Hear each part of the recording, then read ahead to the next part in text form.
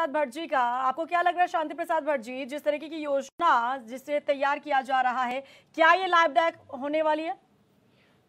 देखिए रीना जी, देश के प्रधानमंत्री जी द्वारा जो अमृत महोत्सव मनाने की बात कही जा रही है, निश्चित रूप से पूरा देश उल्लास में है। और मुझे लगता है कि भारतीय जनता पार्टी जो उत्तराखंड क्रांति दल राज्य बनने से पहले कह रही थी कि उत्तराखंड के संसाधनों में स्थानीय लोगों के हकों को बहाल करते हुए ऐसी योजनाएं बनाए जिससे पलायन रुके और स्थानीयों को अपने गांव में रोजगार मिले। इस दृष्टिकोण से यदि देखा जाए तो स्वागत योग्य कदम है। भारतीय जनता पार्टी ने 22 वर्ष के बाद पहली बार एक ऐसा कदम उठाने का प्रयास किया है जिससे आम जनमानस को इसका लाभ होता हुआ दिखेगा। अब क्योंकि योजना में ये कैसे लागू करेंगे, तमाम जगहों पे 95 ब्लॉक हैं इस राज्य के अंदर, मैदानी क्षेत्र को छोड़ दिया जाए तो पर्वतीय क्षेत्र में हर ब्लॉक से कम 2 या 3 ऐसी नदियां निकल रही हैं जो उत्तराखंड में पानी की कमी को पूरा करेगा, जो उत्तराखंड में मत्स्य पालन की अपॉर्चुनिटी को बढ़ाएगा, जो उत्तराखंड में रेत बजरी और खनन का काम बहुत अच्छे तरीके से ब्लॉक स्तर पर आदमी को करने के लिए मिलेगा। इस दृष्टिकोण से देखा जाए तो बहुत अच्छा है। अब बात इस बात की है, क्या सरकार टीएचडीसी के माध्यम से ये योजनाएं लागू करवाएगी और बाद में गांव को समर्पित करेगी, या सरकार इसको स्वयं चलाएगी किसी भी अपने एजेंसी के माध्यम से बनवाकर? ये देखने वाली बात है। या श्रीनगर की तरह किसी रेड्डी पेड्डी को देकर उत्तराखंड के संसाधनों में किसी ऐसे व्यक्ति को बैठा दिया जाएगा जो उत्तराखंड की संपदाओं का दोहन तो करेगा मगर स्थानीयों को उसका लाभ होने नहीं देगा। जब तक इसका ब्लूप्रिंट बाहर नहीं निकल आता तब तक इसमें बहुत ज़्यादा कुछ कहने के वाली बात नहीं है, मगर यह कदम निश्चित रूप से उत्तराखंडियत को बचाने के लिए स्वागत योग्य कदम है, क्योंकि इससे रोजगार और स्वरोजगार के संसाधनों में उत्तराखंडियत को बचाने के लिए यह योजना बहुत अच्छी लागू होगी और उत्तराखंड से पलायन भी रुकेगा।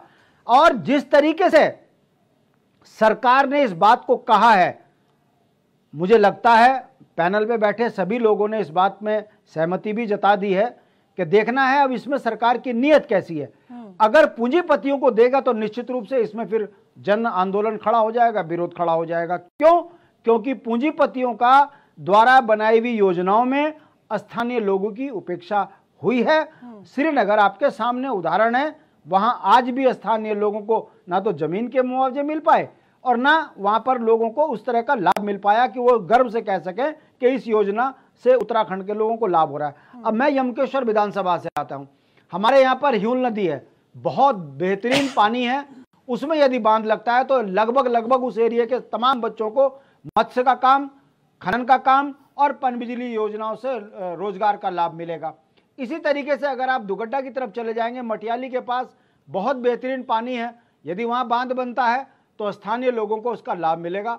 इसी तरीके से आप विद्यासनी की तरफ चले जाइए, यहां पर भी पानी बहुत है। मेरा कहने का मतलब, अगर इन 95 ब्लॉक के अंदर अगर इस तरीके से सरकार वाकई ईमानदारी से काम करेगी तो उत्तराखंड, मेरा मानना है, ब्लॉक स्तर पर बहुत धनी हो जाएगा और आम व्यक्ति उत्तराखंडी होने पर अपने आप को गर्व महसूस करेगा। इन्हीं चीजों के लिए राज्य मांगा गया था। पहली बार किसी सरकार के मुखिया ने फ्रंट पे आकर, वो भी एक ऐसे समय पर जब पूरा देश अमृत महोत्सव की उसमें योजना में खुश है, घर घर तिरंगा लगाकर स्वाभिमान से जोड़ रहा है, और ऐसे में यदि उत्तराखंड देवभूमि का मुख्यमंत्री स्थानीयों को रोजगार और स्वरोजगार से जोड़ने के लिए इस तरह की घोषणा करते हैं तो निश्चित रूप से भारतीय जनता पार्टी का यह कदम जो है इनको बहुत आगे लाभ देगा। मगर अगर किसी उद्योगपति के सहारे उत्तराखंड के संपदाओं में डाका डालने की मंशा होगी तो जब तक उत्तराखंड क्रांति दल के सिपाही यहाँ खड़े हैं, इनकी मंशा को पूरे नहीं होने देंगे। ठीक है, यानी कि यूकेडी से सराहनीय कदम मान रही है। बिल्कुल मान रही है, आप लोग इसका बिल्कुल मान रही है। और ये ठोक कर कह रही है चैनल पर आपके कि उत्तराखंडियत को बचाने के लिए, स्थानीय संसाधनों में स्थानीयों को मजबूत करने के लिए यदि उनकी सेवा सरकार लेगी तो सरकार को सैल्यूट। यदि इस माध्यम से किसी पूंजीपति को बैठाने की बात करेगी तो हमारा सर पहले कटेगा, तब जाकर कोई बाहर का आदमी हमारी संपदाओं पे बैठेगा। हम इनकी वो मनसा पूरी नहीं होने देंगे। देखते हैं ब्लूप्रिंट में क्या निकल कर आता है। बहरहाल ये जो है सुनने में बहुत अच्छा लग रहा है।